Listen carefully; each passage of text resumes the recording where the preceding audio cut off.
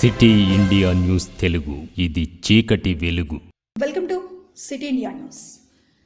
తెలంగాణ వ్యాప్తంగా విస్తారంగా వర్షాలు కురుస్తున్నాయి. గత 2 రోజులుగా రాష్ట్రంలోని పలు జిల్లాల్లో భారీ వర్షాలు కురుస్తున్నాయి. ఈశాన్య రుతుపవనాలు ఉపరితల ద్రోణి ఏర్పడిన కారణంగా రాష్ట్రంలో గత 2 రోజులుగా వర్షాలు విస్తారంగా పడుతున్నాయి. భారీ వర్షాల కారణంగా పలు వాగులు వంకలు పొంగి పొర్లుతుండటంతో జలాశయాల్లోకి భారీగా వరద నీరు వచ్చి చేరుతోంది. ఇదిలా ఉంటే ఈ రోజు రేపు కూడా రాష్ట్రంలో పలు చోట్ల భారీ నుంచి అతి భారీ వర్షాలు కురిసే అవకాశం ఉన్నట్లు వాతావరణ శాఖ తెలిపింది. ముఖ్యంగా రంగారెడ్డి, మేడ్చల్, వికారాబాద్, సంగారెడ్డి, మెదక్, సిద్దిపేటతో పాటు వరంగల్ అర్బన్, గ్రామీణం, మహబూబాబాద్, కరీంనగర్, కామారెడ్డి, రాజన్న సిరిసిల్ల జిల్లాలకు వాతావరణ శాఖ హెచ్చరికలు జారీ చేసింది.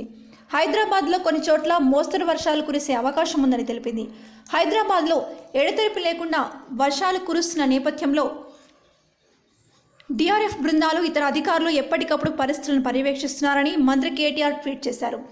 ఇబ్బందులు తలెత్తితే, గ్రేటర్ వర్షంలో సంబంధిత సమస్యలు తలెత్తితే అత్యవసర సహాయం కోసం 100 నెంబర్ కానీ 04029555500 నంబర్ కానీ ఫిర్యాదు చేయాలని జీహెచ్ఎంసీ అధికారులకు ప్రజలకు సూచించారు.